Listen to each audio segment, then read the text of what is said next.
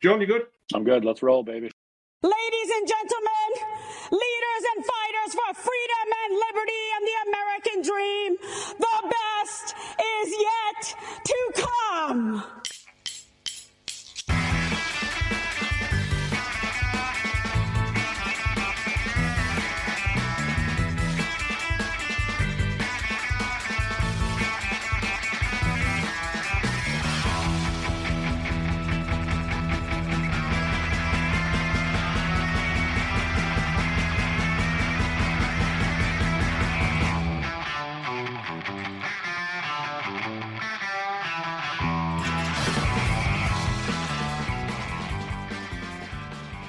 All right, guys. Today we are thrilled to welcome Johnny Freeston, founder and managing director of Harpost Football Club, to the show. Harpost competes in the competitive Colorado Premier League. AI wrote this, by the way, just so everyone's clear. And boasts an accomplished roster of college, semi-pro, and professional players from around the world. Welcome. Johnny himself has an extensive soccer background, playing at the college and semi-pro levels. Since launching Harpos, he has led the team to over a dozen trophies and championships. Most recently, their first team, over 30s team, and women's team have each won multiple league titles. We need to know how you do that. Beyond competitive success, Harpos aims to unite people through soccer and give players opportunities to develop. The club offers a pathway to the next generation of players while also fostering community. We got Johnny on because we want to discuss growth, keys to building club culture, and other advice for non-league soccer clubs and making an impact on the pitch and in their communities. So, hello, Johnny. Here's Johnny. Hello. It's nice to meet you guys, and I appreciate you having me on the pod. No worries. Thank you for joining us. Hi, John. John's here, but he'll have his own questions. Hey, buddy. Thanks, John. John's probably going to be good. John's just going to be doing his own work all day. He'll just be sitting on the Zoom call, just doing his actual day job. But all right, Johnny. First things first, Harpos. Well, not even Harpos. You give us the cliff notes, the elevator pitch on your soccer story up until whenever you want. What a nice open-ended question. Yeah, there's an hour filled, right? That's awesome. No, yeah, I mean, I'm originally from Colombia, so I was born in Colombia. I was adopted as a little kid. Grew up in Hershey, Pennsylvania, and so. I guess you could say a gringo family. My dad looks like you, Nick. You know what I mean? With such a blonde hair, blue-eyed. So for all intents and purposes, even though I'm Colombian and East Coast white frat boy, and I grew up playing everything youth soccer in the system in the EPYSA, Eastern Pennsylvania Youth Soccer Association. So I had a good run. Played with a lot of good players. Had a lot of coaches, diverse coaches over the years. England, UK, Germany, all that kind of background.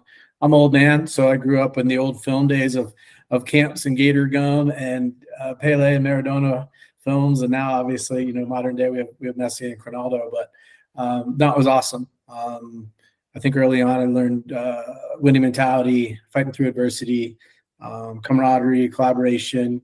Not always being the best player, honestly. I was good, but I wasn't great. I definitely wasn't excellent.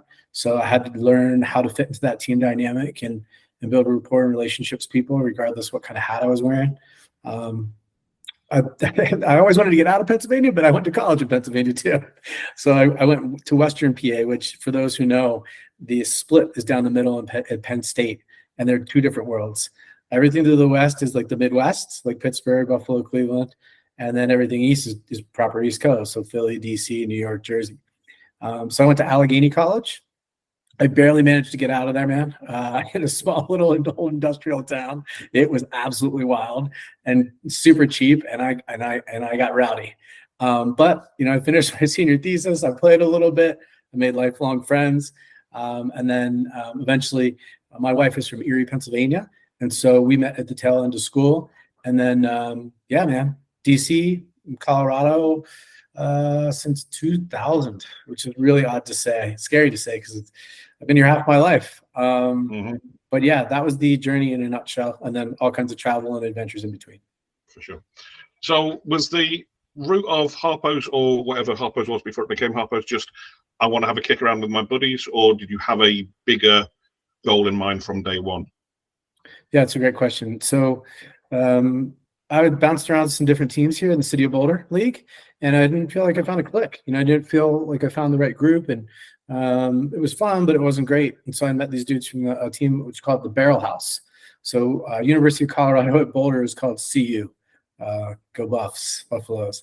And so those guys had gone and played at different schools like Clemson and other places out of state and didn't dig it. And so they came home and they went to CU. So they founded the Barrel House in 97. I became friends with a lot of these guys in the early 2000s. And then I joined in 05 when it was Harpos, which is the namesake is a bar and grill, which no longer exists, which sucks to say, but it was the pub of pubs. And so, yeah, I came in 05 and then started to really manage and build a team in 08. So to answer that question, we didn't really start to change the branding and the culture and create the ethos until like 2010-ish. And we took the club national champions from CU as kind of our foundation. That was literally like a starting 11, meshed them with everyone, kind of came up with the vision and the plan and started to execute on it from there. So you've been not at the ground level, right? Because there's always been a rec stroke semi-serious rec presence in the US, but you've been kind of at the ground floor of like this recent burgeoning of a vague organization of ragtag clubs that we're seeing now. Like that was not started by you, but you were around before that even happened, I guess. Like this is unprecedented to you. Yeah, no, I mean, it's crazy because I mean, I know the term now, even in American nomenclature is like Sunday League, you know, or men's league or whatever you want to call it. Mm-hmm. But yeah, we kind of took that and saw the opportunity to build something that, you know, maybe I as a player and a coach and manager before I hadn't had, and then saw the opportunity for, you know, the community and the state. And so it was like bit by bit, you know, it was all about getting the right people in, and then that really changed everything. You know, we always say that people make the place. And so it wasn't just me or a handful, it was just this inertia. And then we're like, all right, let's ride the wave together and let's keep going and see how far we can take it. Yeah. I know John's got an ongoing battle with like that nomenclature of like whether it's semi-pro or non-league or whatever. Like, there is a marketing positioning issue at hand here, right? Like, how do we present what we're doing to a market that doesn't really get that concept? Like back home in the UK, non-league is just, you know, it's de facto. Everyone knows what it is, and there's no inference on it. But over here, there's definitely baggage that comes with it. So, how have you even tried to sort of overcome that? Yeah, it's interesting because in my mind, like, and I think I'm trying to think who said this, whether it was our friends Bavarians or Christos in Baltimore. They said they're professionally amateur. And I thought that was funny, but also kind of true. You know what I mean? Yeah. In a regard. So we tried to up the level from not just being, you know, 8 of us showing up to a game, falling out of a car with a cloud of smoke and going to play in City of Boulder League, which we did for a long time, right? That was the original Harpos. That's what it was. I mean, it was Animal House and, you know, all that other kind of stuff. It was crazy.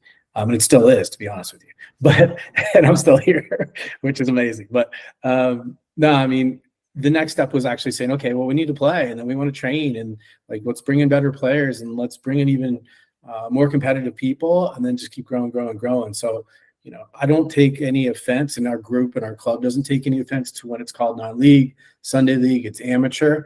I guess the thing that I don't dig as much, and I think this is where it gets a little gray, is what's pro development, what's semi-pro.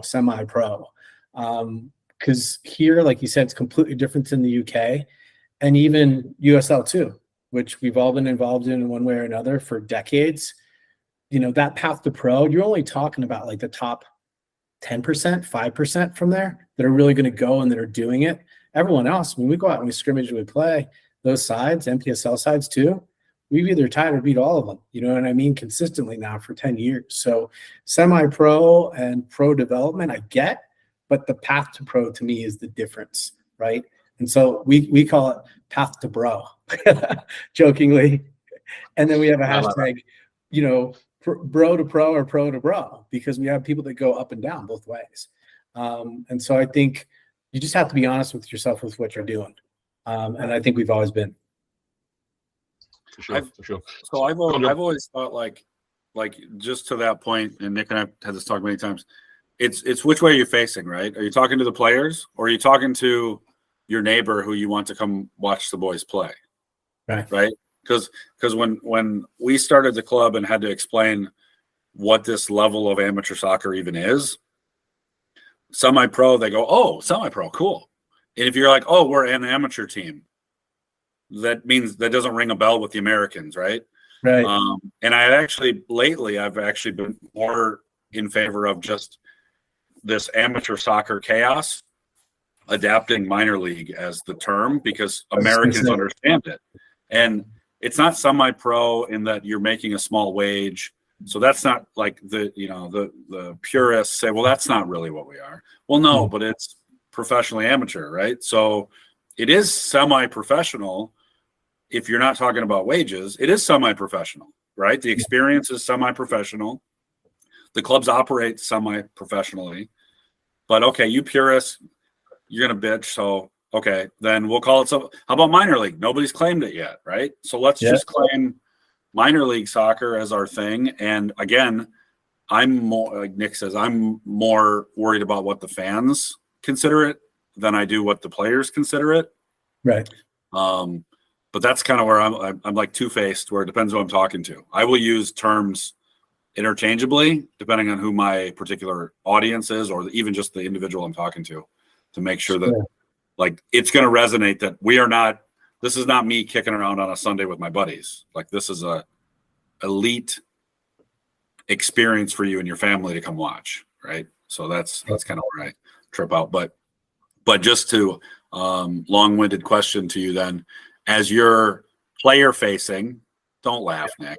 As you're player facing, and you're going into recruit, you're winning games because of recruiting and developing this culture within your group, I assume.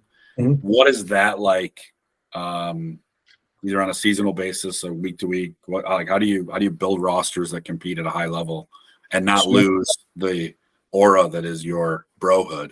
Yeah, it's a really good question too. I mean, I guess I don't really even talk about it, to be honest with you. So like, I love your delineation though between the audience and like minor league. And where I grew up in PA, that's what sometimes they would call like our old Hershey Wildcats and who else? We had the City Islanders and then Penn FC. That's what it all morphed into. And so minor league became more acceptable compared to like, say, Major League Soccer, even in the early days, like way back when, right? For us, I don't really have to frame it because it also depends on the audience, to your point. So like, who am I speaking with? So like, am I speaking with a kid who's, 18, just finished high school, got recruited to go play in school, has a summer in between, he's better than all the other levels, including like MLS Next, doesn't want to do it, or wants a summer off before he goes and wants to play at a decent enough level? That's way different than having a conversation with like a recently retired ex-pro, for example, or one guy, Juddy McKinney. I remember he came to us, he had just retired, at the ripe old age of like 27 in the NASL. And here he was literally a couple of weeks before hanging out with Peter Wilt and marking Raul for the New York Cosmos. And here he is popping beers with us and hanging out in the lob, marking the local striker from, the opposing rival team. So, yeah, I mean, I think it varies. It's like what you're talking about, though. It's setting the right expectations with that audience. So I know I don't necessarily have to sell or oversell an ex-pro. Like, if they still want to play and they want to get on with it, they've been there, done that. But we have other guys who've been in there, done that. So they still have to come in and earn the right and figure that out. But are we training 5 days a week? Are they getting paid a certain wage? Is there a certain expectation? It's their job. And if someone gets hurt, or they want someone to get hurt and take their spot. No, it's not like that. But it's definitely not, hey, I'm going to go down and kick at the park. And then the 18-year-olds who think they're good, for the most part, I'd say, even when we know they're good players, when they come in, they get a dose of reality real fast. 18-year-old high school kid who thinks he's the man because he's crushing it in MLS Next. Then he comes in and meets Arcafa, who played in La Liga, in Spain for Real Betis. And he's like, whoa, I haven't seen this before. And then we put them all together, stir it up, and then make the squad. What is your, as managing director, that could be a million different things, and it probably is. What exactly is what are the day-to-day things that you deal with? I'm hijacking the interview. Sorry, Nick, you can go now. I'd imagine it's a lot, playing side and non-playing side within the club, right? Yeah, I mean, John, I was looking you guys up and I've heard of you before. And so it was cool to like get the invite. And, it's always good to have these conversations and it's good to put it out there. You have to be a chameleon. You have to be a jack of all trades. I remember my advisory board buddy who's like a VC and he's become a friend and been there and done that with everything entrepreneurial. The one day he called me a generalist and I took it as like a slight. And he's like, no, dude, you're a CEO and you're a delegator and you're a leader and you build teams and you build culture and you do all these other things. And then we kind of went through and like almost like productize that, if you will. And then I was like, okay, all right, I actually dig that. And so to answer your question, it's everything. It's everything off the field. It's everything on the field. So managing director is a pseudonym, if you will, for a startup where you have like an LLC and then you're going. And that's technically what Harpos is in some ways, right? So I wear multiple hats. So I'm the manager. Think of like a Sir Alex Ferguson, like the old days, like I'm that, right? So I'm running the club, literally, even at like kind of the board level, like I'm influencing that, doing all that. But the other piece of the managerial hat is to bring in the right coaches, to bring in the right players, to do all the recruiting. And then again, to, you know, put a product on the field that's going to be successful. So like we all work together in collaboration, but yeah, I'm the one who does a lot of that recruiting and brings people in.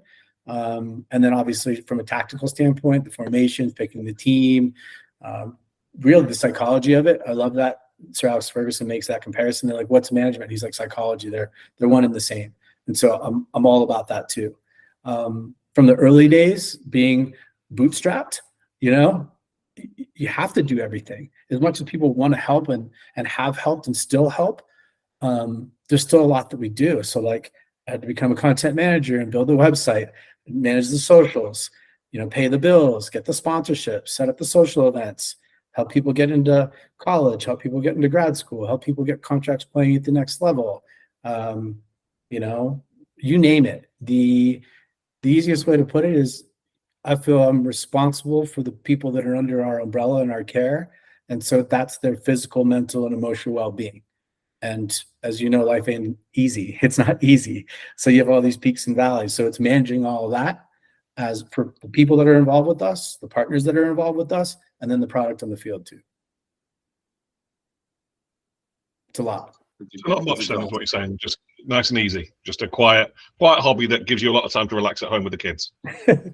Well, that's my wife's point of contention because, you know, I've had the day job and used to travel a ton before COVID and then settled that down. But, you know, had the day job, have Harpos. Now we have 3 teams.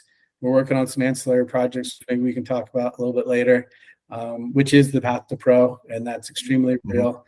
Then I have the consulting, the executive coaching, 2 kids who both play, and then my wife, and then my parents are here too. So it's a lot.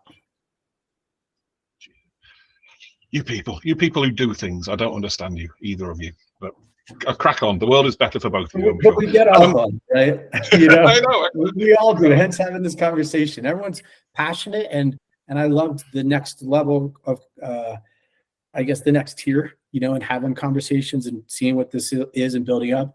And you hear it in definitely in the software space. You know, because some people are obsessed with it. But I'm obsessed with football. I'm obsessed with football as a sport. I'm obsessed with football as a platform for doing good and building community and getting people together and giving them opportunities. I'm obsessed with it. So anytime my wife gets mad, I'm like, it's not about football. It's the platform. That's emotional. That's unfair though, isn't it? Like, it's bigger than me. You can't just blame it. It's not about me. It's way bigger. Yeah. All right. I'm sure Mrs. Johnny would have exactly the same response, right? Let's touch on that community thing then. Like, from the sounds of it, and not having done an awful lot of digging, you are very much player focused as an operation, as a club, and the success that you've got, right, speaks to that, right? Like you're putting pretty much all your resources into that. Does Boulder know you exist? Do you think the soccer community? Yeah. You know, it's we're on an island, even though we're landlocked. We're literally on an island, so. That's the difference in opportunity between, say, us and me even being back in Philly. You know, there's already Westchester United and Blaze and what they're doing. There's already Larry and Christos and Baltimore. You know, there's already the dudes who are up running Lansdowne boys, you know, and like, and we're in touch with all these guys, especially the old NPSL sides that went to NASL, now USL. Very good friends in Minneapolis City who are done an amazing job. And my college mate is the COO of Detroit City. So that's how we went and played them, you know, and had that experience. And that was super motivating back in 2018. But yeah, I mean, the community piece has been built up at a grassroots level. So it literally was going to the bar, having World Cup parties, you know, volunteering, you know, at the shelter, donating clothes, having our guys coach. But what it's become is just this spiderweb network, spiderweb network of everything across all categories. So all of our guys, all of our ladies, regardless of their generation, race, creed, color, religion, we have contacts in a network everywhere. And that's gone from part of my network, but also their networks, to not just be local and state and regional or national, but I've been in global business for decades.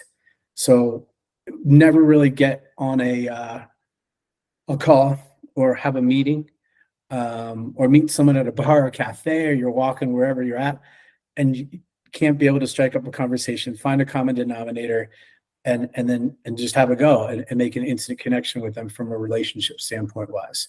So the community is bought into what this is and was, especially during the Open Cup. We got a lot of good PR then.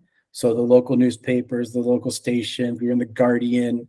One of our guys went on to, they now, the Roos brothers, they did a Webby award-winning video for us in 2015. They now literally make commercials for Nike, Adidas, Dodge Charger, Oscar Isaac. Like they're globally famous, right? So the other thing related to all this is Harpos, we're all about developing like people and leaders in life, but now more than ever, all these years later, we have more entrepreneurs that are involved in every category of life and business than ever. So we probably have had about 1,000 come through, and now we've opened a ton of other doors too, bringing in the women's team. Yeah, it's so multifaceted, right? There's not a switch that you can flick and like get people to buy into it, and there's not an ad that you can run that guarantees like uptick or whatever. There's so many things, and it's such a long-term game. And as John always says, right, nothing beats shoe leather, boots on the floor, of just go out there and glad handing and meeting people at bars. And it's really tough work going to bars. I'm sure you two really suffer for your art, but also go to those really stuffy like community events, for want of a better phrase, that where you're not getting 17 people through the gate today, but at some point there's a sponsorship conversation to be had.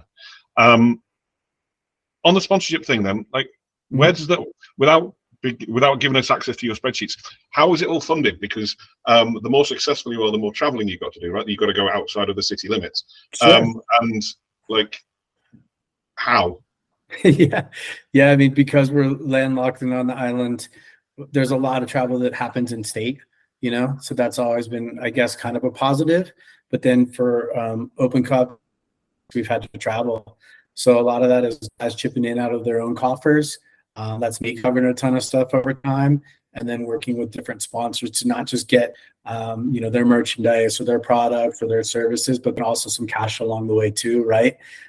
We love our beer. We love our craft beer here in Colorado. So I paid for that. My liver's probably paid for that. My waistline just paid for that, but it's all been in good fun.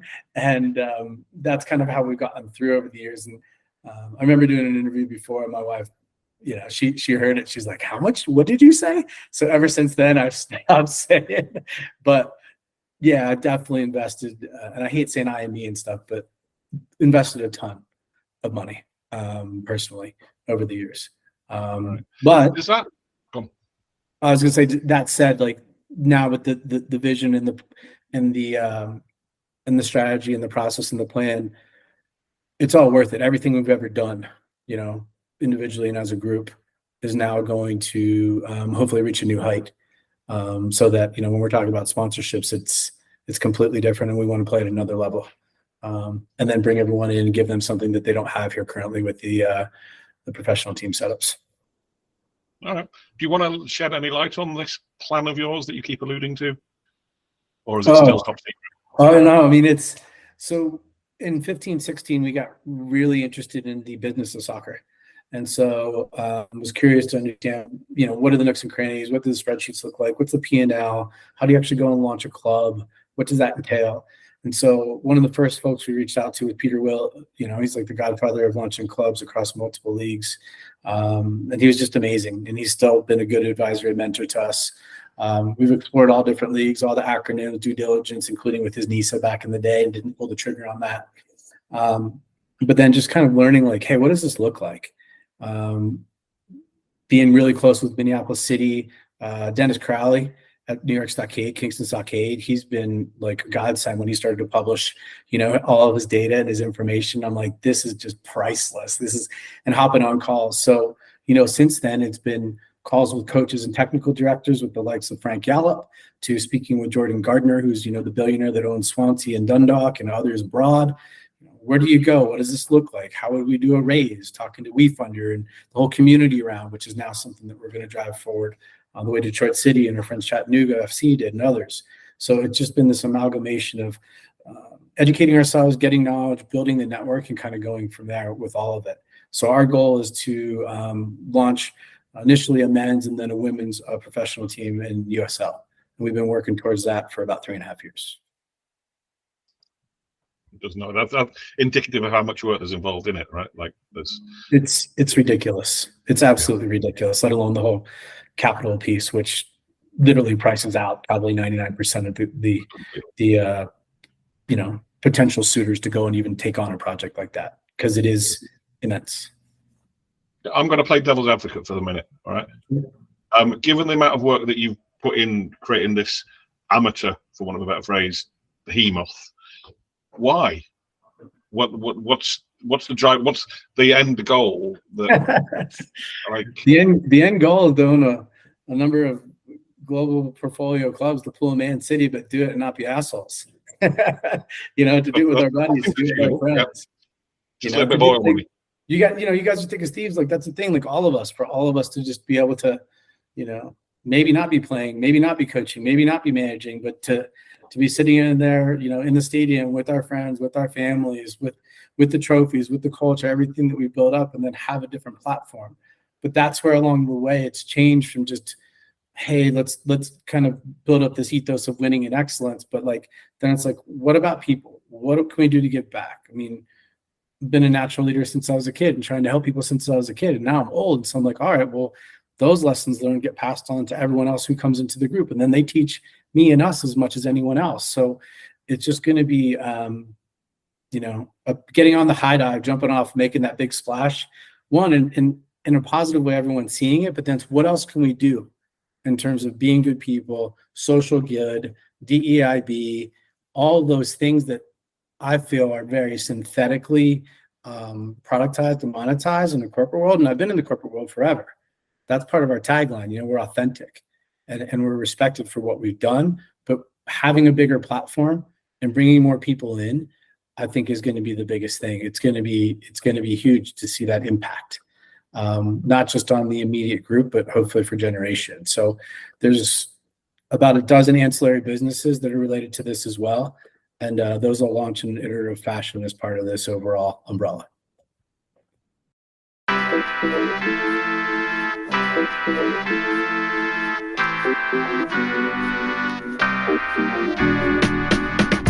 Hey guys, super grateful to you all for tuning in and joining us on this journey to grow soccer in the US. You're the reason we keep on doing it. So a few of you have asked how you can support a podcast, and we thank you for that. So today we're shouting out Buy Me a Coffee. It's a platform that makes it so easy to give us a little digital thank you. You just go over to Buy Me a Coffee page, which is buymeacoffee.com/DKCUbuildit. That's buymeacoffee.com/DKCUbuildit, all one word. Pick your level and then buy us a coffee. That tip goes straight to us right here at DKCU HQ, and it is a super easy way, hopefully for you guys, to show some direct support and appreciation of this podcast. Look, we know everyone can't buy us a coffee, and that's okay. You tuning in and spreading the word is more than enough. If you do enjoy the show and are looking for a simple way to give back, check out our Buy Me a Coffee page. Just a $3 coffee is hugely appreciated and helps the show keep on ticking. However you support the World Pod, thank you sincerely from the bottom of our hearts. On with the show. Right, John, I know, knowing you, there's going to be 1,001 questions, so strap in. No. This is an easy one. Like, we talked about you doing a lot of things, but you also you're like me, you like to use the word we a lot. Yeah. So give me the structure of the club, personnel wise. What does that org chart look like? Sure. So we kind of nicknames, and then we put those out there, et cetera, for what's going on. So the original team, the first team is FC. So that's the first team. So FC is a squad of about 35 players. So we have 4 keepers, the rest are field players. I'm the manager, and I have a head coach, Kyle Leinberger, and then 2 associate coaches, Kevin Pugh, who's also our goalkeeper coach, and then Jason Green, who's our assistant coach.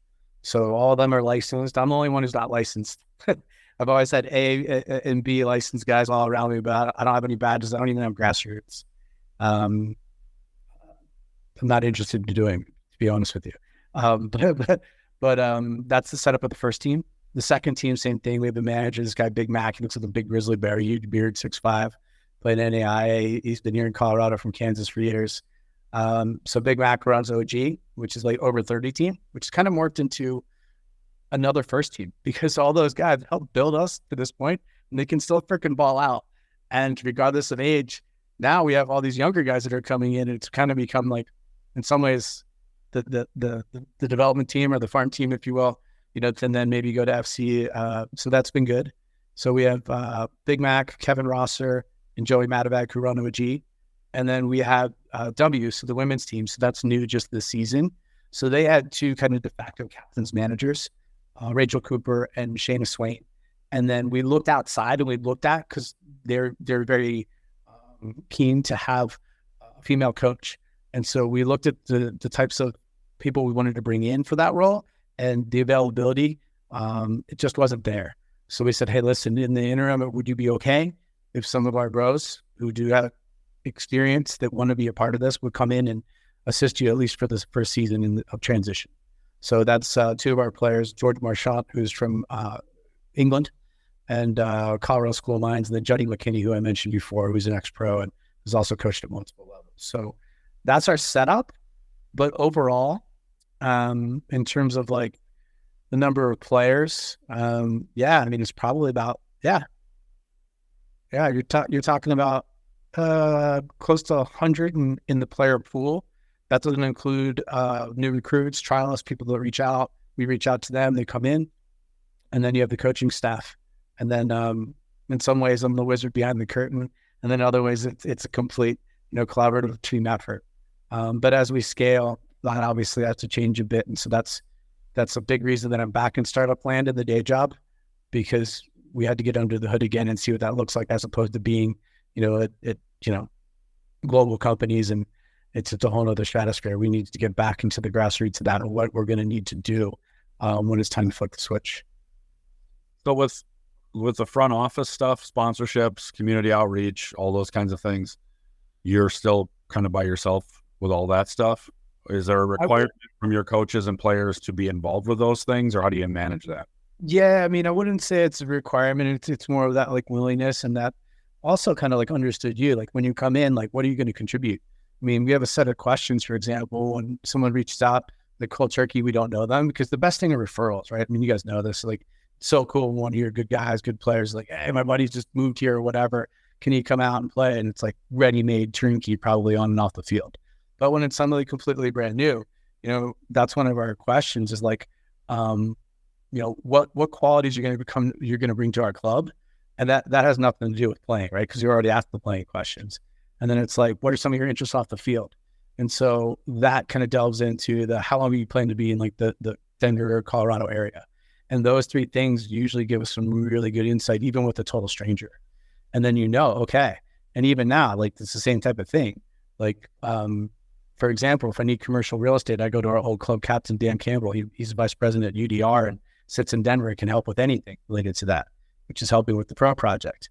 Oh, well, what are we going to do about sports recovery, that kind of stuff? Well, our old trainer runs the CU University of Colorado Boulder sports medicine program now. So guys can go there for anything. We have Denver sports recovery. I need a guy who's in cannabis. We got a lot of that here. A bunch of guys are here in cannabis. So they run dispensaries, they run grow house, they do whatever. My one guy he's the elk hunter. So he's been training the last couple of years to go hunt elk. He just bagged an elk, which is cool. But then he just launched in parallel, being in the field like that. He launched his own hat company that's specific to being outdoors and customized this hat. It's called Leaf. So we just have all these different entities and things that are going on, and then everyone chips in if and how they can. How do you keep?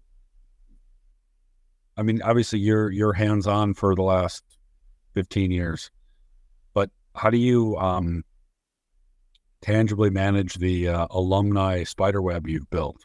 Because it sounds like that's like once people stop playing, they don't necessarily they formally leave the club, but they kind of don't, right?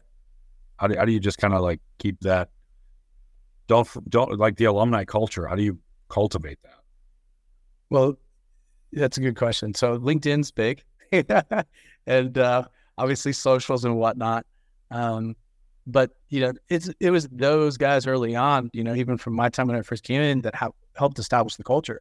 So everyone's bought in, and that's another piece that's significant, is that a lot of times through the sponsorships and other investments, we don't have guys pay dues, right? So that no one's paying dues to play, but we also don't pay our players. So this harkens back to the minor league and the semi-pro and all that stuff. When we've gone to tournaments, including Open Cup and all these other things, I feel like we're in the minority. We're like one of the only teams and clubs that we've seen when we got to the next level that doesn't pay their players. So everyone's here by choice, and everyone buys in, if you will, by choice, and is all about it by choice.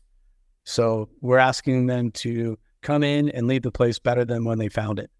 And I'd say 99.9% that's the case now over decades. So it's just, you have those relationships, you have that rapport, and I'm big on proactive communication. So if something comes up during the day and I got a business call, right? I'm like, oh man, I've literally been up since like 5:30 this morning on all these calls. My company's in Sweden, so you're up early, 8-hour time difference. But then all of a sudden I'm like, oh, that's right. My one dude's flying in today. Hey, Alex, what's up? How's it going? Whatever. Yeah, like last night, I was wide awake at 12:30. I'm like, oh, that's right. I saw on social Austin bag that elk. But also, could you come and play the Open Cup game? We had a wedding last weekend. 15 guys came in from all over the country for this wedding. But even though I haven't seen them tangibly in a couple of years, I still talk to them rather avidly here, there, and everywhere for one reason or another. And so it's just great. And, it's just that never-ending bond, but it's also just the avid communication. And I try to be as proactive as possible with that. Have you, because to labour John's point, there's so much going on under the banner of Johnny does it. Have you tried delegating, and either you're like too much of a control freak, or you haven't found the right people, or what, or is it just never like, this is the way it's done, so I'm going to keep on doing it? Like, because it doesn't sound, from a mental health perspective, sustainable. Yeah, it's kind of messed up, but no, like over the years, especially in 13 to 17, I kind of found my ride or die partner. It was a guy named Steve Lepper, and Steve's from Michigan. We'd have to play against each other in Sunday League. He has a license. He was running a local youth club here called St. Rain FC in my town of Longmont, right next to Boulder, which is now part of Real Colorado. We helped broker that merger recently, like a year or two ago. But Steve was my guy, and he was the one that I was like, wow, okay, we're kindred spirits. We were like Butch Cassidy and Sundance Kid. It was like, this is it. Like, whatever I don't have, he compliments me, and vice versa. And then we had a ton of synergies. And so we had a lot of success that way on and off the field, also with consulting and entrepreneurial endeavors. But Steve moved back. He moved to Vail. So physically, it was a couple hours away from us. And then that kind of changed. And then he moved to Michigan. So now it's totally changed. But that said, we have a number of different folks that help with this, that, or the other. So it's not just all on me, whether it's the graphics. We now have 4 different social content media companies that are starting to come in and offer one thing or another to help with the narrative, whether it's the graphics, it's the pictures, it's the video.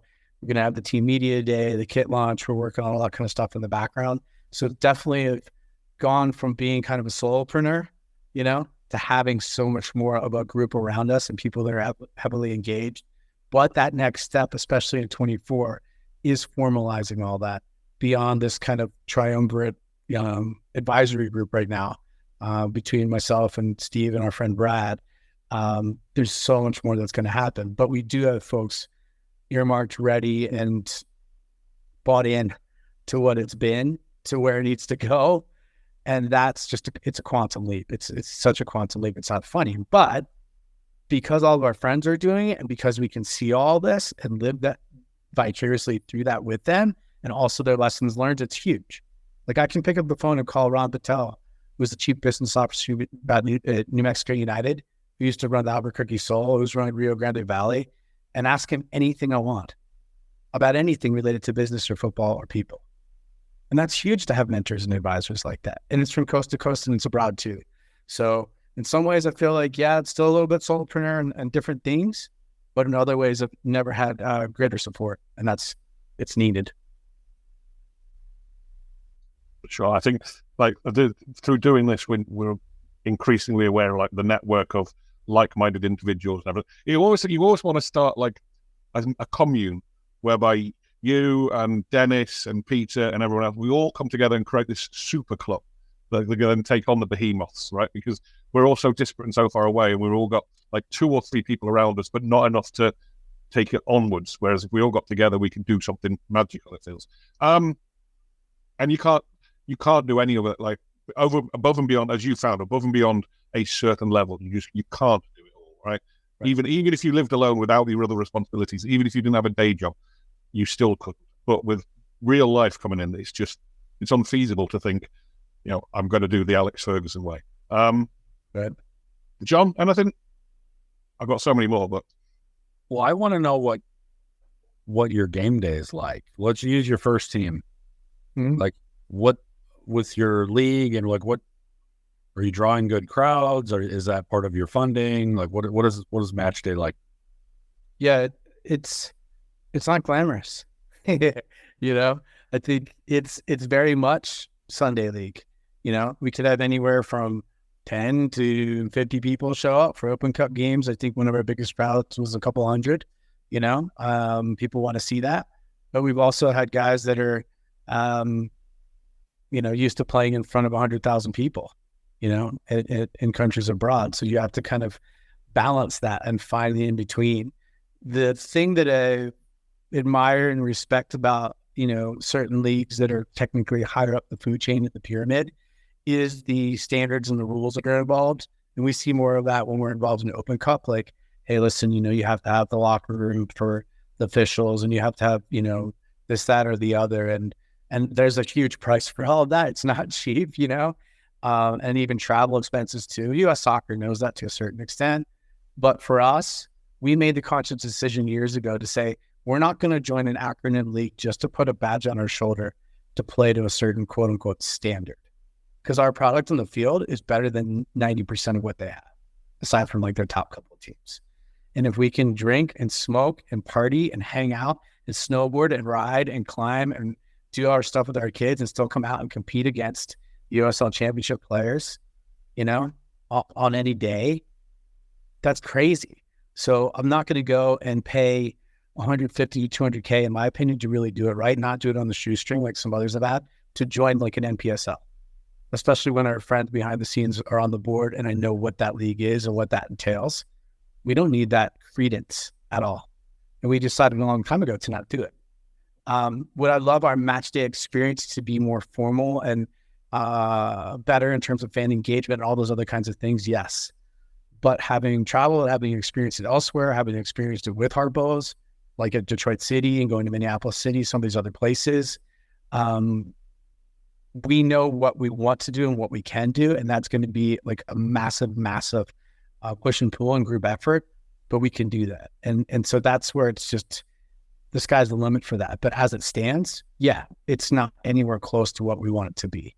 And so there's a lot of questions about that. Sometimes people are like, oh, how could you, not be doing this and that, and then you're going to go do whatever. And I'm like, not worried about it at all. Really not. That's because you bring in the experts to do that, right? Not just within the club, but also outside the club. And that's why you also have partners for that too, especially from a capital standpoint. So there's a lot more to come. Our goal right now, and our number one goal, has been to get back into Open Cup. So that's what we're pushing towards. We have a qualifier this weekend against one of our biggest opponents called Azteca, and they've done a hell of a job the last couple of years, and we always battle, and it's going to be a massive battle. So that's just the second round, but our goal this year is to obviously take it one game at a time, but to qualify for Open Cup. And there's a lot riding on qualifying for Open Cup, all the behind the scenes stuff, a lot of it. So to do that, then we'll have a better opportunity to be in a more formal venue, and I think create a match day setting, and then be able to go and say, hey, listen, like, here it is, Joes versus pros. It's coming. We're playing at DU. We're playing at CU. Hell, maybe we play inside the Dick's Sporting Goods where the Rapids are, and this is what it is. So I think that our experience as a club and then the fan and user experience, if you will, that's going to continue to improve season on season and year on year. You dream of starting a community-focused soccer club? Are you intimidated by all the legal paperwork and red tape? Well, dream no longer. Introducing the Club Startup Packet from DKCU, your all-in-one guide to forming a successful soccer club in your own community. This comprehensive packet gives you everything you need to handle the administrative side of launching a new club. Just follow our proven templates to write your business plan, incorporate your entity, gain tax-exempt status, secure field use, and much, much more. No need to reinvent the wheel on filings and policies. Our documentation distills years of experience into easy-to-customize templates. Simply plug in your local details and turn your dream into a reality. Grab your administration packet today at dkcunited.com. and support independent soccer media in the process. The Club Startup Packet will take you from soccer passion project to fully operational club. Don't just dream it, do it.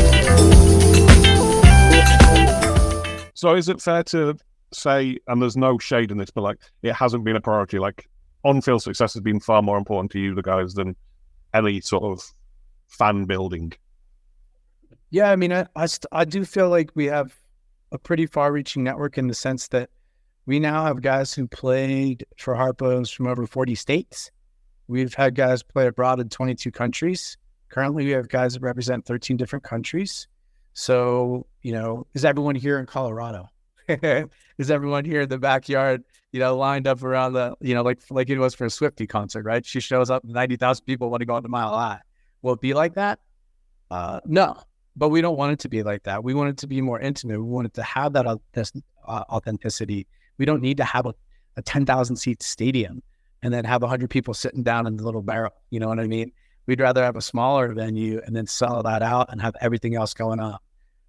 The Switchbacks are a perfect example of that. We used to play them on like a bog field in an old baseball stadium that was once covered with hay. And that was our Open Cup match. There's maybe 1,000 people there. Shit rain, gross, hot box the locker rooms. Like, just totally ridiculous. And I'm like, this is my high school program is better than this. But what happened? Them, the city, Colorado Springs, Olympic Development, grants, funds, all these things came together. They went out and play in an immaculate 8,000 seat stadium that's right downtown in a formerly blighted area that looks right up at Pikes Peak, that just hosted the USL Midsummer Summit. And it's killer. And they're killing it. And all these other things will come out of the community because of it. All kinds of new developments are coming, whether they're social, economic. It's been a massive, massive catalyst. And our goal is to do that up north and to do it better, frankly. Can't fault it. It's always easier if someone else has done it, right? Because then you've got something to point to. So completely. It's huge. And there's no shame in that, right? Because it's like, dude, like I'm a historian. I read thousands of books, I want to learn lessons from the past. So I don't repeat those mistakes in the present and the future. And that's the mindset too for football. Sure. All right. I'm conscious of time. We've got about like 10 minutes or so left. Operationally and like with all the 17 hats that you wear, what's the stuff that gives you the biggest challenge? And then subsequent to that, what's the stuff that energizes you the most? Lovely. The biggest challenge is other people's priorities. So even if Harpos is way out up the list, even if they're married, they have a job, they have kids, they have a dog, they travel, whatever it is, there's always going to be conflicts. So I think the hardest part is assembling the most talented team that you can or squad, and then having them build that consistency and fluidity together so that they have a certain type of fitness and form and understanding. So from, I'd say 2015 to 2017, we had a lot of the same guys that were in. We had the same like 22 bros, like to the point where I didn't take the laundry like I do now, or, siphon it off to one of the coaches or to one of the captains and say, do it. Because we had the same guys. It was the same guys. We knew their numbers. We knew their habits. It was symbiotic. It just was.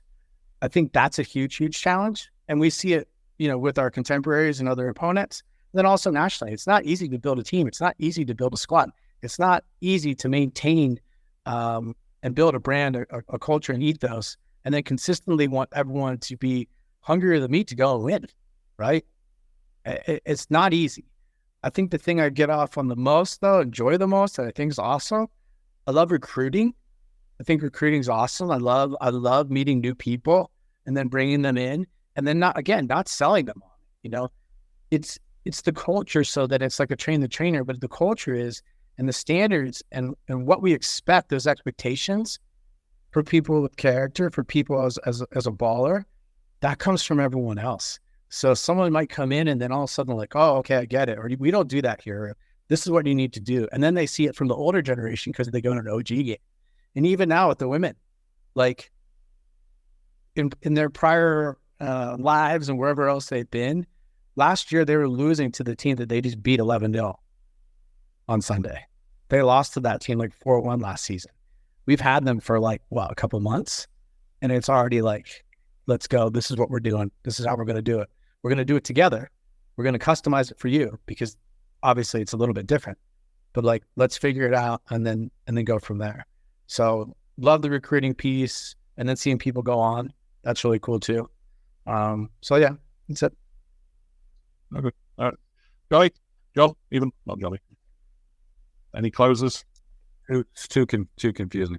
No, I mean, I think it's interesting. I think we've talked to a good, decent number, widespread group of clubs and club operators. And I always, the reason I like doing this podcast is to learn the things that maybe inspire you about running your club and how they're different than the way I do it, and how Dennis does it and how Hodeman does it. And I think it's kind of cool. I'm trying to think of a good comp. Christos was probably a good, I feel like Christos is in line with you guys in terms of like, obviously the winning priority, recruiting, building a culture of bros, which I'm going to steal your bro term a lot now.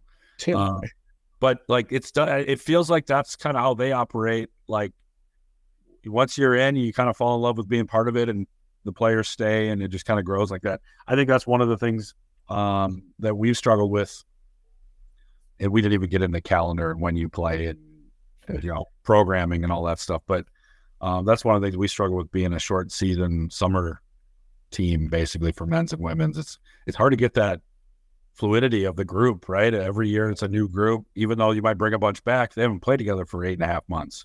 So it isn't the same group. So you lose some of that connectivity, and we're an important part of their life for 9 weeks, and then back to school, back to whatever. And we're so like, we don't really get to ingrain in what they're about.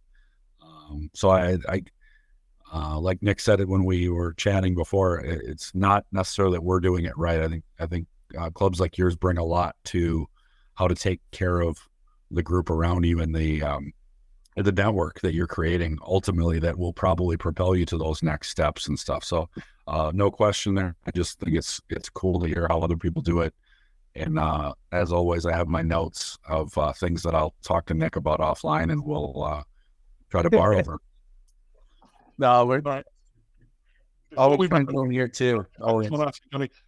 Is there any advice you would give anybody else who's either thinking of starting their own quote rec, or wants to take to the next level, or anybody? What advice?